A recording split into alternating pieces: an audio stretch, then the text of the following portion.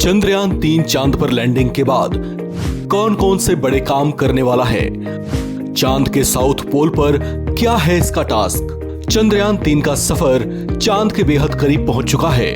अब चांद से इसकी दूरी महज 23 से 25 किलोमीटर के आसपास ही है। इस बीच इसरो के वैज्ञानिक उसे चांद की सतह पर उतारने की तैयारियों में जुटे हुए हैं। इस पर दुनिया भर की निगाहें टिकी हुई हैं, क्योंकि विश्व में ऐसा पहली बार होने जा रहा है जब चांद के साउथ पोल पर मानव निर्मित किसी उपकरण को उतारा जाने वाला है।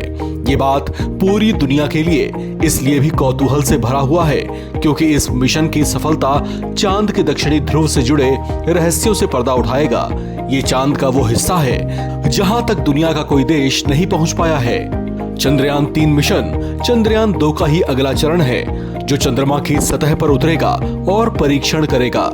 इसमें एक प्रपल्शन मॉड्यूल, एक लैंडर और एक रोवर है। फिलहाल इसरो का पूरा फोकस इस बात पर है कि चंद्रयान-3 को चांद की सतह पर सुरक्षित लैंड करवाया जा सके।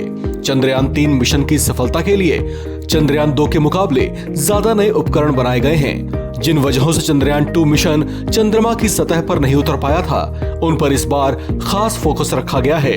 चंद्रयान-3 की चांद की सतह पर लैंडिंग का अनुमानित समय 23 अगस्त को 6:04 के आसपास बताया गया है। इस मिशन को चंद्रमा के उस हिस्से पर अंजाम दिया जा रहा है जिसे डार्क साइड ऑफ मून कहते हैं। ऐसा इसलिए क्योंकि ये हिस्सा पृथ्वी के सामने नहीं आता। अब बात करते हैं इससे जुड़े लक्ष्यों की।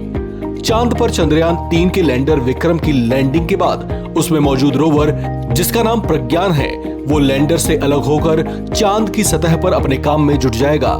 रोवर चांद की सतह पर घूम घूम कर धरती पर इसरो को रिसर्च के लिए आंकड़े भेजना शुरू करेगा। वो आंकड़े मिलते ही उसके एनालिसिस के लिए इसरो की एक बड़ी टीम ने व्यापक स्तर के अंजाम किए हैं। चांद की सतह पर रोवर प्रज्ञान 14 दिनों तक अलग अलग हिस्सों में घूम घूम कर आंकड़े जमा करेगा।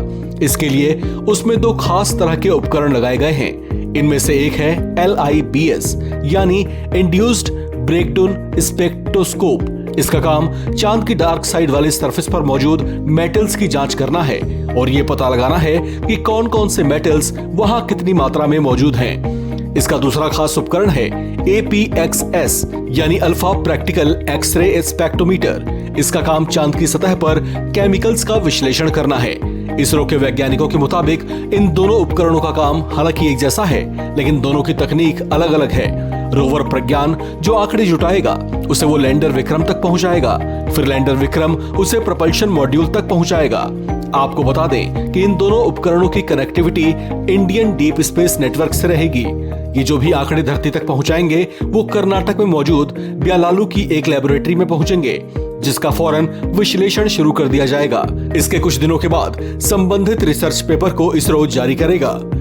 इस खबर में फिलहाल इतना ही। बाकी अपडेट्स के लिए आप बने रहिए वन इंडिया हिंदी के साथ।